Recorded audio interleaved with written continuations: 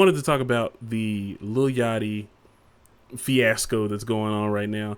But for the people that don't know, and even to fill in Big Chill a little bit, we're just gonna go ahead and watch my homeboy. It's ZV. It's XEVI. He does like some great storytelling and breakdowns. So we just gonna give you the whole backstory of what happened with Yachty and Karrahboo. And I'll probably stop and fill in, or honestly, I can just stop it whenever he gives out the full details. Meet Lil Does he Yachty. talk He about formed Mitch a as group well? called You talk about who? Does he talk about Mitch as Oh yeah, well? yeah. Mitch is in this too. Mitch and Karrahboo. the Concrete Boys, consisting of all these members, except for the fact that I just lied to you. This member ain't a member no more, and that's where our problems begin. Her name is Karrahboo, and she was recently kicked out of the group. Why? Well, be patient. We finna get to that. See, Before we even start, I'm gonna just give a full disclaimer. I don't like Karrahboo's rapping. I don't really like most of the Concrete Boys, or the Concrete, yeah, they're basically the Concrete Boys now. She out of it, but Yeah. I don't like most of them as rappers. But the It's Us project actually wasn't bad. I just think that Karrahboo like lacks all charisma. So I want to get that out the way to say I don't know her enough as a person to say that anything in here is a straight up lie or the truth. And me not liking her as a rapper has absolutely no effect on my opinion in this situation, because I also have some things about Lil Yachty that I do and do not like. So I like this last album. But his, was it Teenage Dream? Whatever it was, his debut album, I thought it was garbage. But he's came out with some stuff recently that I respect, and as an artist, I see his growth. My thing is, if you can write for City Girls and for Drake, your pen's respected in some way. Maybe it's just not your sound and your lyrics are matching up with what I like in my music. But anyway, I just had to get that out the way before we end up going on rants or anything like that. Lil Yachty had a problem. When he kicked her out, it became a big thing because they didn't announce why. Suddenly, Karrahboo starts posting stuff saying, like, y'all finna see. Everyone like, see what? She like, everybody say, Yachty, what's she talking about, bro? Yachty said, I wish her the best. Bless. So everybody forgot about it until the interview. See, Lil Yachty and his best friend Mitch have a podcast together where rappers come in and they talk to them. So Key Glock comes in one day. Them folk talking, and Lil Yachty and his best friend start getting into a heated discussion. Look at Key Glock posture. That man's sitting there going, damn. Because at one point, Lil Yachty says, where would you be without me? But wait, it wasn't just for no reason. The conversation was about how do people make it out of the hood, listen closely, with not many options. So Mitch, Yachty's friend, was saying, I would tell people don't do anything crazy and just try to make it out. Lil Yachty's like, you had options though. I, Lil Yachty, was your option. This one to start getting heated. His boy Mitch goes, well, what do you want me to say to the people I need to say it to? Lil Yachty goes, I'm not saying what I want you to say. I'm just saying you can't say what you just said. Key Glock goes, snap. In fact, Key Glock tries to change the subject, saying, hey, Mitch, what would you say to me growing up? But Lil Yachty said, hold on, we not done. Key Glock said, where's my phone? He then begins to explain his history with Mitch, which is very important for the Karrahboo situation as well. Lil Yachty basically says, Mitch, you ain't had no job. You had the luxury of chilling in my crib until you figured out what you wanted to do. When you figured it out, the podcast, I helped make it happen. Mitch basically goes, all right, I guess. And they just continue the podcast like normal. But there's more to it than that. See, Yachty has a history when it comes to working with friends. In fact, he had a group called the Sailing Team way back in the day that consisted of his friends. He spent millions on their music, but they then break up. Lil Yachty claims that they were all too lazy. It goes to how he met Karrahboo. She started off as his friend and personal assistant. She said, Yachty. He said, yup. She said, I want to make music. He said, let's do it. So he spends $900,000 on her come up. How do I know it was $900,000? Well, here's where it starts to get wicked. Lil Yachty hops on an Instagram live. Remember all that stuff that was happening with Mitch? Well, the internet went crazy. They were saying, how can you treat your best friend like that on your podcast? All that. So Lil Yachty hops on live. He says, I just woke up to me getting flamed on Twitter. I hit up my best friend Mitch. This is Lil Yachty saying this. And I told him, why didn't you defend me on Twitter? Mitch said, don't worry about it. It's just Twitter. Fire for that. I'm hot. Mitch, you ain't my dog. We ain't doing no more podcasts. People in the comments were saying, damn, because no one has ever seen Yachty like this in his decade-long career. Yachty goes, damn, I ain't finished. He then begins to talk about Karrahboo. Because see, I've got to tell you something. While people were talking about the whole Mitch situation, somebody says, I see why Karrahboo left the group. Someone else hops in and says, I asked her why she left, and she said they were bullying her. Everyone goes, Karrahboo basically said, I was trying to tell y'all. Lil Yachty says, okay, I'm finna crash out. How about we talk about why I kicked you out of Concrete Boys in the first place? Because you, Karrahboo, are a bully. You talk to everyone like they're beneath you, and I can't rock with that. Let's keep going. I wrote all I can kind of see that, though. The on the radar freestyle that got you Same. I can. You know what? I'm gonna wait till the end. I wrote that. I'm finna upload proof. He uploads proof. He then goes on to say how she 900,000 in the hole. He then goes on to... All right, let me correct that before anyone else continues to misinterpret this. He said Concrete Boys 900,000 in the hole. The whole Concrete Boys is 900,000 in the hole. So I think that was a misinterpretation because he was talking directly to Karrahboo, and I'll even go back and play the clip if needed. Concrete Boys as a group is 900,000 in the hole. He fashioned all of them. He did say he wrote that on the radar freestyle for Karrahboo, and he did say that they're not making any money, and Karrahboo herself is definitely not making any money. But, and I'm saying that's what he said. I don't know if she's making money or not. I don't care. But to be completely clear on this, the 900,000 in the hole is supposed to be Concrete Boys all together. It would be ridiculous if only one person was $900,000 in the hole in a group, because then that means every person is $900,000 in the hole, which means he's like, what, almost 5 mil in the hole for Concrete Boys. I don't think that's. I mean, it's possible. It is possible. But for them to only do one album together, I don't think that was exclusively on Karrahboo. I think that's the whole... when interpreting exactly what he said word for word, they're all 900,000 in the hole.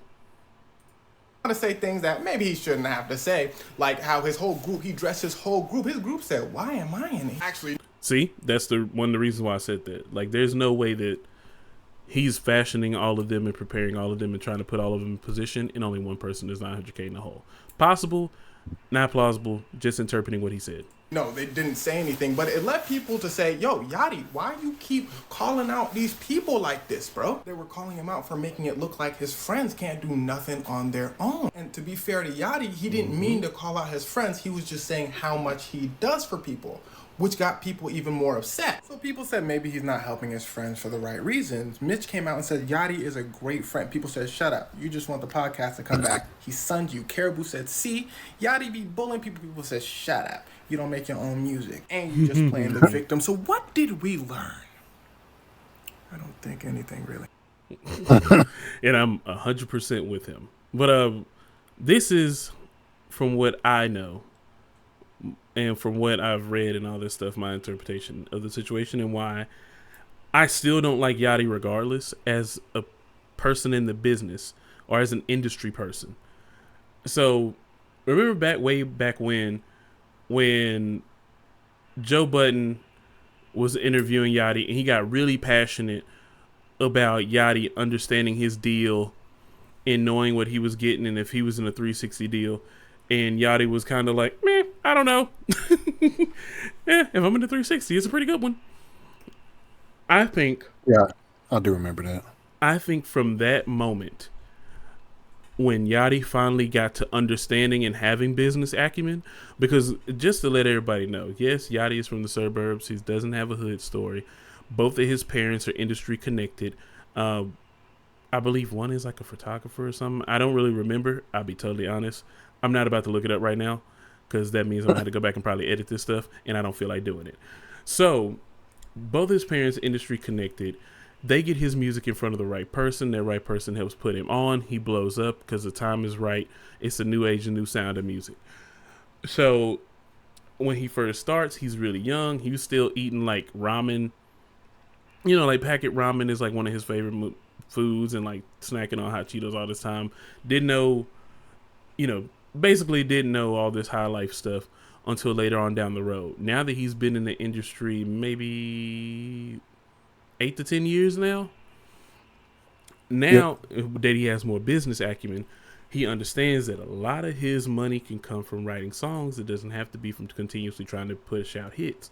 So then he gets in a position to where writing those songs gives him a chance to have his own label, gives him a chance to be more independent. Even though I believe he's still signed to a label, but it gives him the opportunity to be more independent in the things that he does. So he writes, he starts writing with even more connected people. Writes with City Girls. He writes for Drake. He has a collab album with James Blake.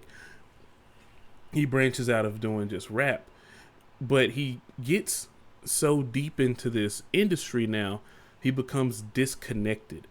And part of that disconnection is even from the culture of hip hop itself. This man has been ragging on, like older artists and albums. I believe he said he played like 2 songs from Tupac's All Eyes on Me and got bored, so he never listened to it.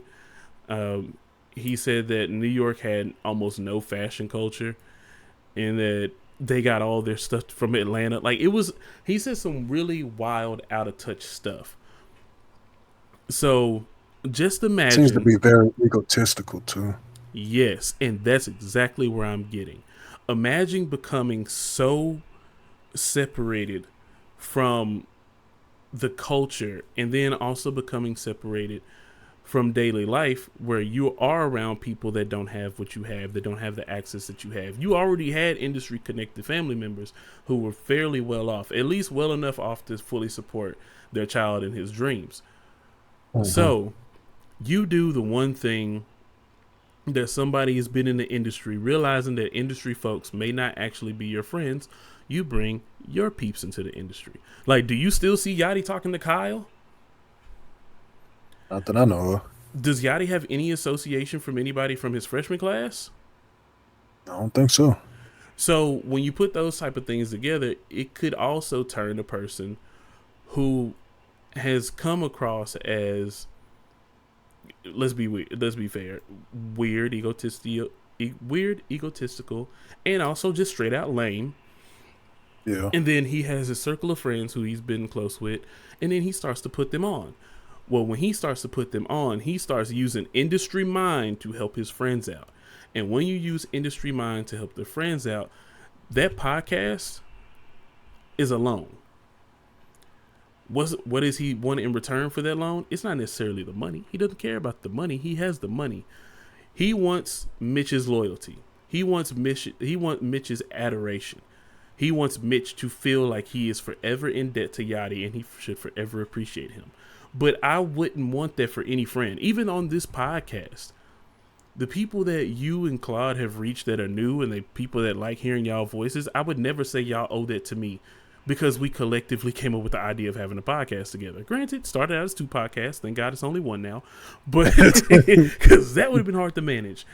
Yeah, for sure. But that should never be the case. Like, it should never be a space where, one person has to feel like they owe someone else, or they feel like they are forever in debt to someone else because they wanted, they wanted an opportunity, and then they finally were awarded it from someone who was in a better position. That's just whack.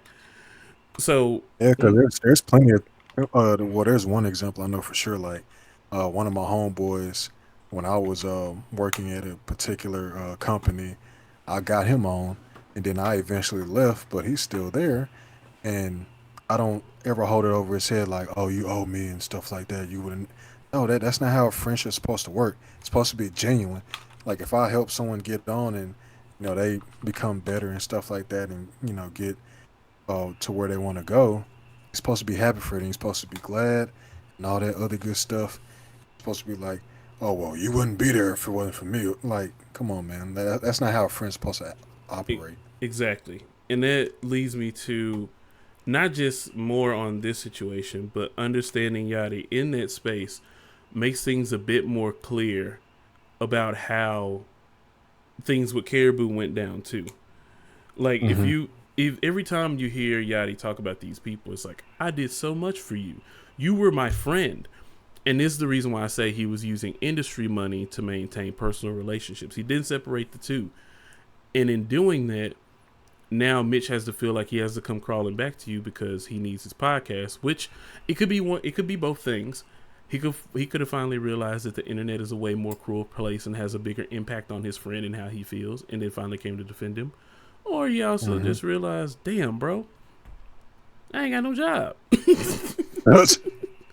Cause like now, see, the thing is now that the even the idea and the concept of that makes it seem like when people do stuff like this for you, and I've even had to experience this in my own life.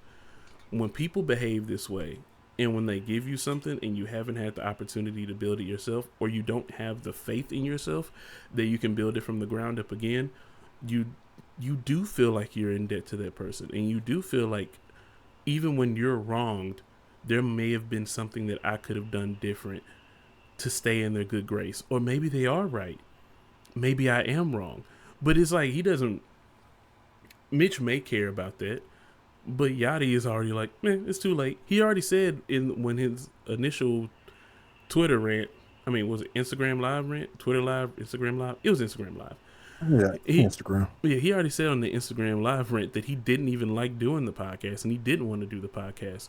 But here's a point that I wanted to make about why Yachty is truly egotistical and isn't really the person that he says he is as a friend.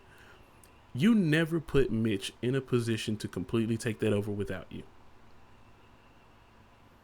How long has this podcast been running? Even with us, y'all have access to do an episode without me.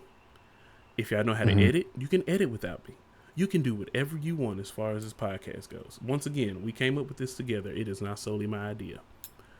For sure. It would be weird if I kept y'all from having access to the tools to even record without me. If only time that we ever had guests was only my suggestion. If the only time we recorded was on my timing. But I hate the podcast. That's weird. Yeah. And then I don't know. I mean, you probably have some thoughts on this too. I just been going on a rant because this really irked Are you me good? down to my core.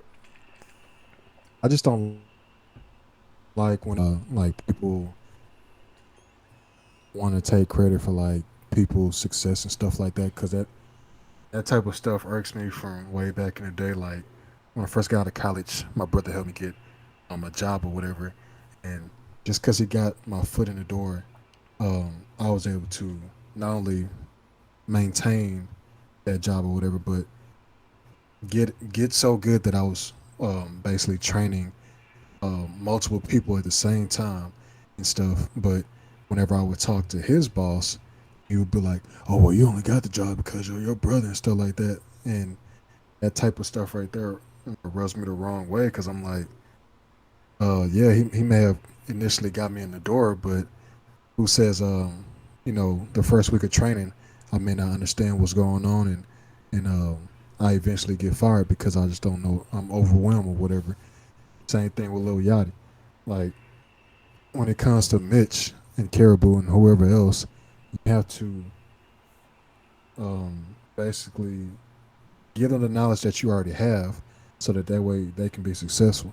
If you don't want to do the podcast, like you said, really care about it, make sure that he has the right tools, whether it's helping him get guests and stuff. About what can you do for me? It's all about transactional relationships and that type of stuff. Unfortunately, that's just how most people think these days. I was raised or whatever, where hey, if I give you like, say for instance, I give you like a few dollars or something like that, like and you say that you want to borrow it, or if I give it to you or whatever, like I'm not gonna think twice about it. And that's just how I feel about friends in general. There's plenty of people I've lended out money or whatever, and if I get it back, cool. If I don't, oh well. So it's a thought that counts, and obviously, if I'm able to help people in need or whatever, I'm gonna help them out. Same thing should be said for Yachty, regardless if the whole group as a whole is down 900,000 or whatever. Um, I'm pretty sure that you're well off enough to where that should be just fine. But at the end of the day, you do have to make sure that the group does carry their their end of the bargain and stuff. But the way that they've went about it and the way that Yachty has went about it, it's just it's a master class of how not to do things. Exactly. And that's exactly how I feel. Yeah, It's it's really unfortunate. I mean, because obviously, with him being black and Mitch being black, and is Karrahboo, is she black or mixed or whatever the hell she is? I I don't don't know. know. But either way, like I'm always gonna be cheering for black. No, I don't have to apologize for that. But I just always hate seeing this type of drama and stuff like that. Same thing with whenever I see like especially female rappers over here beefing and stuff like that when they know how hard it is to break in the industry and then to also have staying power. Like that type of stuff rubs me the wrong way. I feel you. I mean, I'm not totally against female rap beef, but the things that they have beef over, yeah, garbage. Now Yeah, this, yeah, that yeah. for sure. Yeah. Now I will say, going back to Yachty and Karrahboo situation, like we saw that the one, sorry for the very beginning, the person that I truly want to blame for all of this is that woman that took the picture with Karrahboo and told her story for her, and I have good reason for it. Hey, give me a little bit of water. So All good. the reason why I absolutely hated how this broke down, the woman said in her story that when she saw Karrahboo, she was like, "Oh my God, it's Karrahboo. I like her as a rapper." And she said she looked very down, and I think she even said like she looked kind of distraught, like she looked like she wasn't in a good mood or having a good day. And she came in to order some Cheddar Bay biscuits because the woman works at Red Lobster. And so she proceeded to ask her why she was kicked out the group. She told her that it was bullying and all the other shenanigans. Said that Karrahboo wasn't in a good mood, and what did she do after all that? She still took a picture with her. Jesus Christ, bro! Like, so then after you take this picture with her, you see that she was down and out and not having the best time. And then she talked to you for a brief second, was very human towards you, and gave you the type of response and insight that you wanted. Then you go online, not only post her entire story and your interaction with her, but then you post a picture and be like, "See, I'm not lying. I know her business." This could have been avoided if A, that woman didn't do that and just took her picture in her moment with Karrahboo and kept it. B, if, one, first of all, if Yachty didn't just completely blow up. See, if Karrahboo wasn't disclosing this type of information to a stranger that you know absolutely nothing about. 4, if she just owned up to it and said it herself. Well, D, not 4, but D, even if she went online and just straight up said it herself, I'm not in the group because Yachty is a terrible person. I think things would have worked out differently. Because Sure. After all that talk, and after the whole rant from Lil Yachty, and I mean, y'all want to say it's crashing out, but honestly, I don't think it's not that bad of a crash out. He was just airing his grievances on his birthday. Imagine like getting clowned on the internet for your birthday. Yeah, that's crazy. And you getting clowned on the internet because of your friends. Like, it. I don't feel bad for Yachty, but contextualizing that kind of sucks. So you go And online. him crashing out is definitely not crashing out. We've seen much worse crashing worse. out. Way worse. Kanye is a continuous crash out. Nicki Minaj. Oh my God. Get up on your good foot. Anyway. Like, having those things go together and then turning around and saying, "Hey, well, actually, I just thought to do something that was very smart. Just in case anything else from here on out goes down, I'll just get now recording. I'll just get Craig to do any missing audio. Edits are gonna be ass, but oh well. So it's a trial run. We'll get it right. It's a trial run. We'll get it right eventually. The only thing that really matters is the first part, anyway. As long as we got the review down. Once again, shout out to Savage. But yeah, so the thing that really gets me is like all those things came together, and then the exposure. It's like could you have kept that to yourself and been a professional? Yes, but then you got into the mind state of being a friend. You can't be a friend off an industry's dime and expect non-industry friends. Like that, it's a transaction now. I dressed y'all. I wrote your on the radar freestyle. I'm the one that told them to add the bass, so they would go like, "Ooh, dude, that's girl going hard." Which when I listened to the on the radar freestyle, and I was like, "Jesus Christ, she is boring."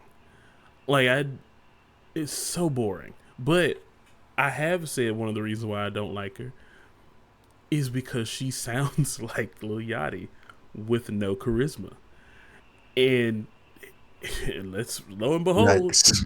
She's just like Lil Yachty with no charisma because she rapped his lyrics. And then she was like, that on her response, did you please tell me you saw her response? Oh, I think she was saying, what she said? She said like some phrase like multiple times or something like that. I forgot exactly what she said though. Oh no, I'm talking about like just the other thing.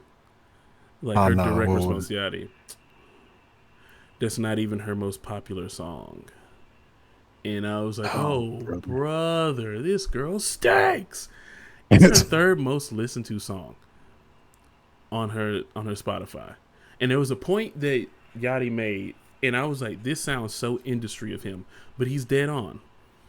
He said, he was like, you new artists you get it confused when you get popping on the internet and your name becomes bigger than your music. You haven't made any money because you haven't made any music. He was like, you're not making any money from streams. He was like, you want to know why you don't hear any new music from Karrahboo? Because she don't write anything. And I was like, oh, that's a bar. You should have put that in a diss track. But then again, you're not that strong of a writer either. Now, granted, when I say that, people are going to be like, but he wrote for Drake, Yes, he's a good songwriter. He is not a lyricist by any means. So, I agree with that. Just to clarify that. But looking at that whole situation, I was like, man, this is a hot mess. But like Yachty deserves what he's getting. And this all comes back to it was long overdue.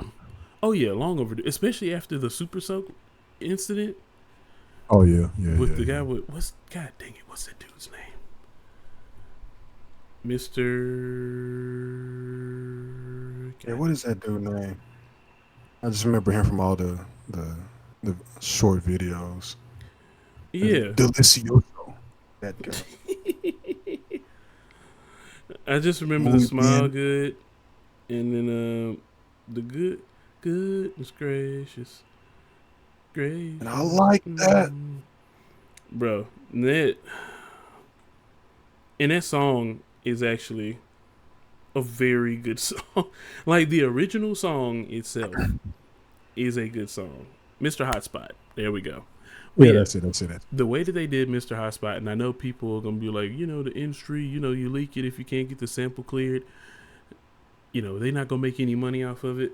The response that Yachty gave literally said, we have every intent to make money off of this with or without his consent.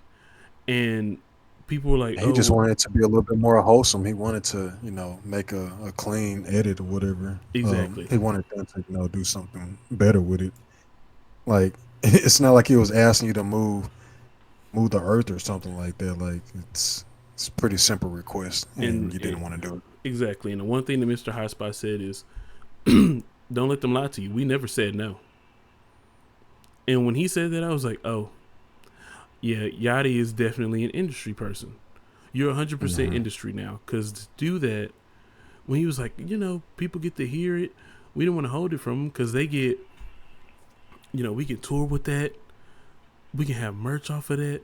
And it's like, see, you were thinking about capitalizing on them without the sample, which is messed up because now you're just going to cut him out of it when he never said no.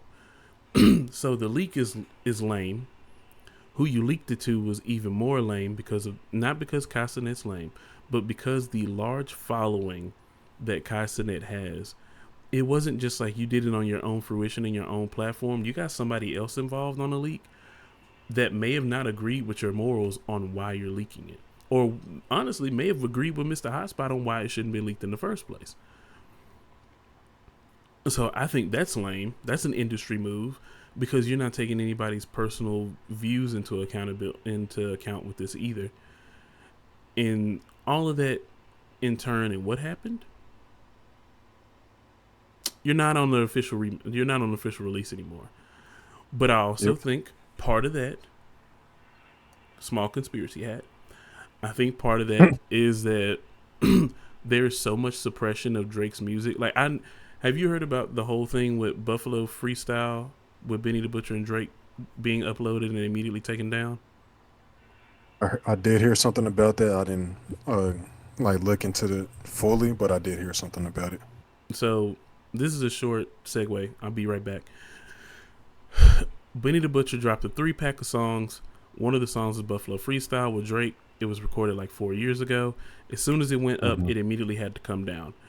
Where people are getting their misinformation from is thinking, since the Drake stimulus package doesn't really work anymore, Drake was trying to use it to gain more people back in his good graces because he's straight rapping on this one. And then come to find out that it was actually posted by Benny the Butcher. So UMG most likely got it taken down and removed.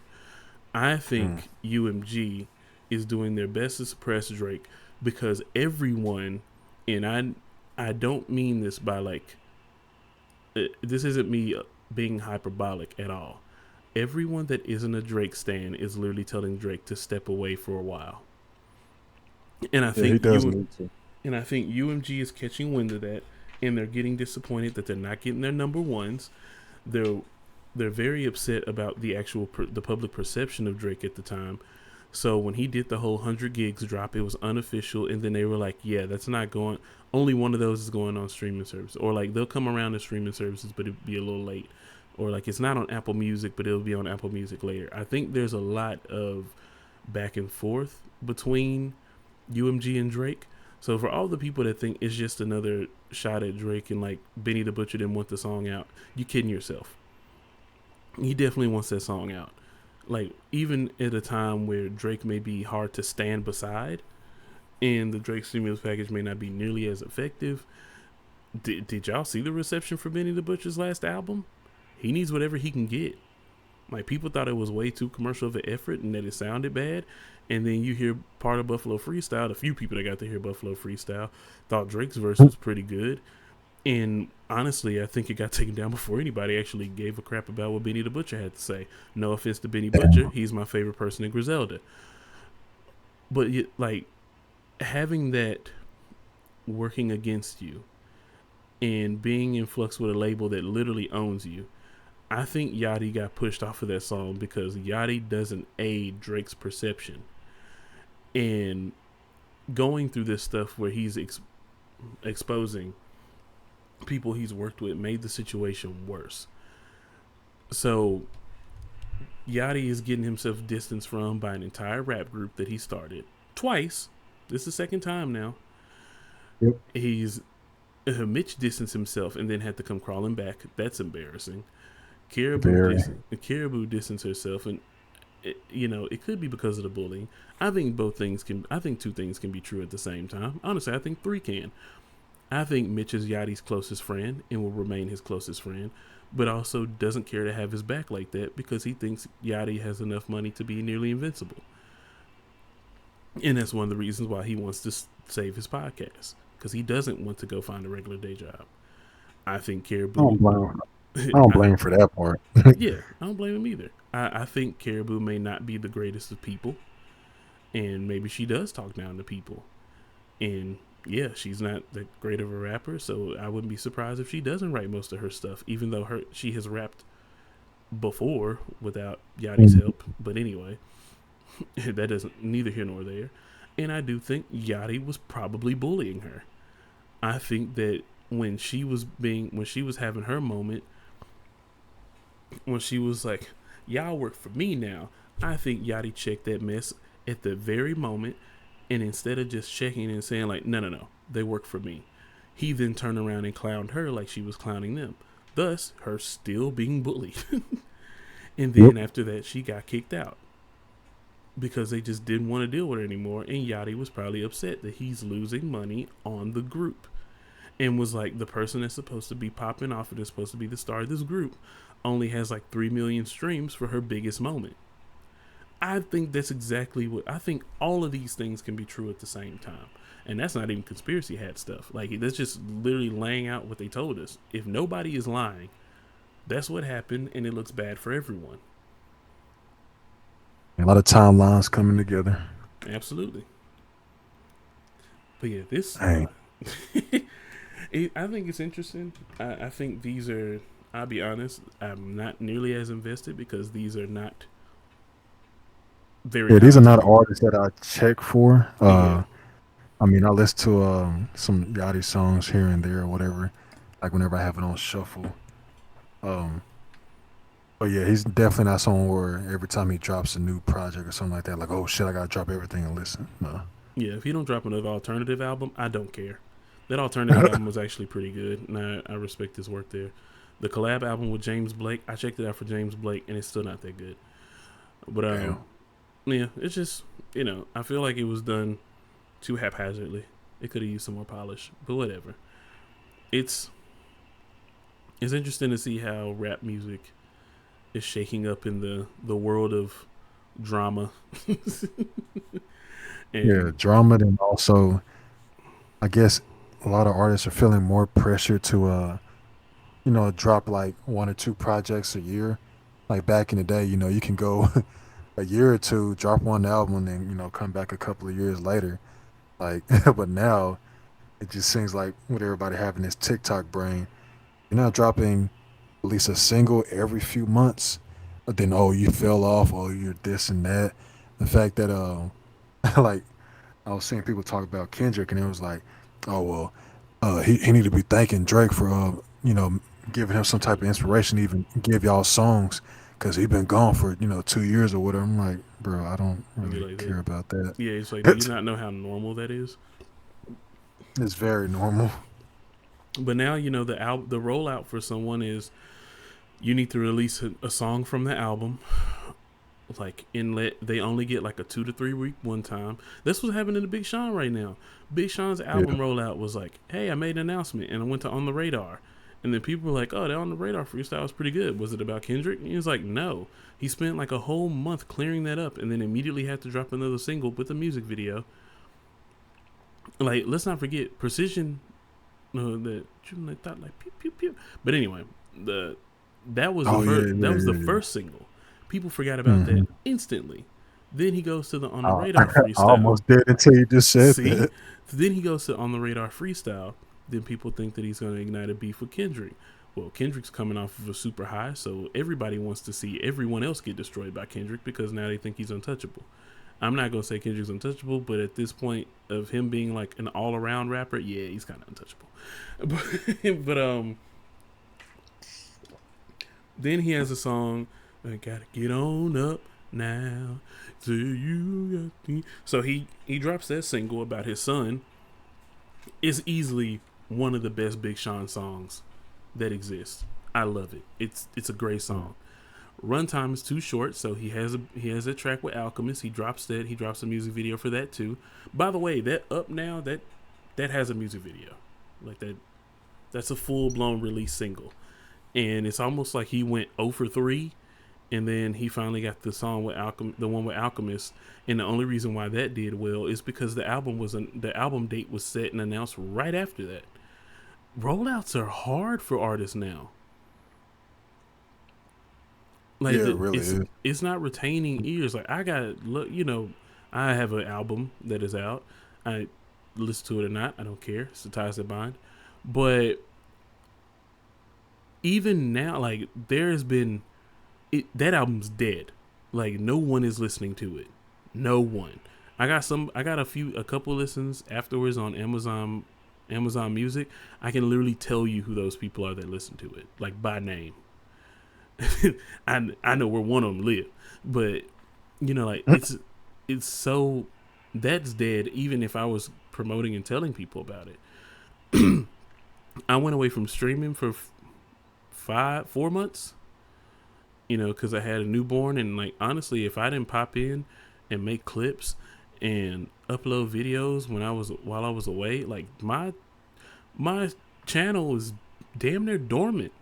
My most active people that would come through and watch at night, now that I'm back every week on Thursdays, they're still not back. Like, having momentum in this day and age, you have to put your foot on their necks and keep going.